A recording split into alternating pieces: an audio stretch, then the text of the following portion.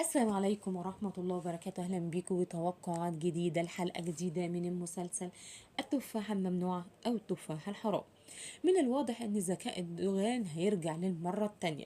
احنا شفناه الأيام اللي فاتت كان هادي وقدر ان هو يتورط مع اندر في جوازه منها علشان طبعا عناده مع يلدز، ولكن هيكتشف ان اندر هي السبب في ظهور جوليا حبيبته السابقة.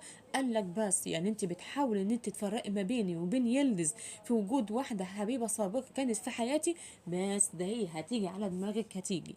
وبالفعل الدغان هيبتدي يستقبل جوليا في بيته، هيبتدي يعني كمان مقابلاتهم تكون في مكان بعيد، يعني ممكن يكون ليه بيت كده في الجبل، في مزرعة، في بيتها هيروح ويقابل معاها، واندر هي هتمشي وراه او هتحاول تخلي اخوها جينر يتتبع خطواتهم ويشوف هو بالفعل بيروح يقابلها، وبالفعل هيشوف ويوصل لها الخبر.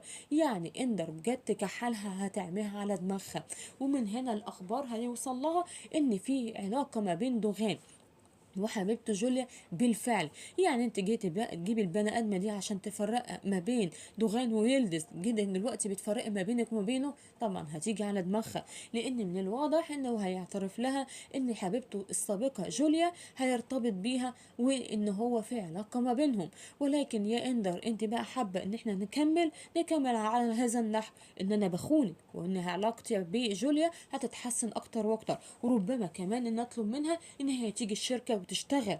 طبعا اندر مش هتسكت على كده، هتتجنن، وطبعا اكتر حاجه هتفكر تعملها ان ازاي تتخلص من جوليا.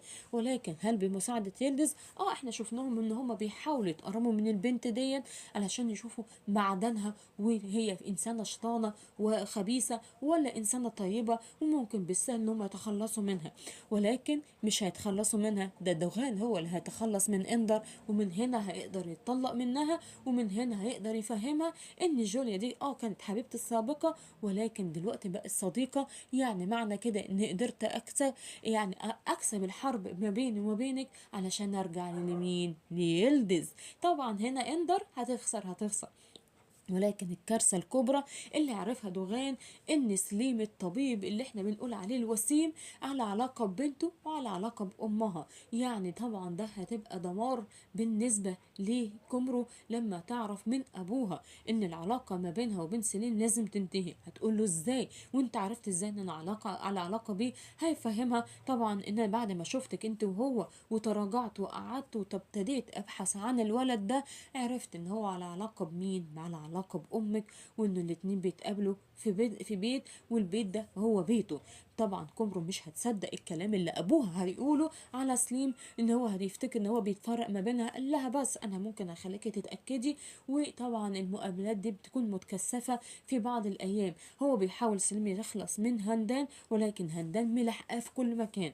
وبالفعل كومرو هتكتشف اللقاء ده لما هتزور طبعا سليم في بيته فجأة، وهتلاقي ان امها موجودة عنده وبتحاول ان هي تحسن العلاقة، وهو في اليوم ده بيحاول ينهي العلاقة ما بينهم. طبعا دي صدمة كومرو مش بس في سليم، ده في امها ذات نفسها.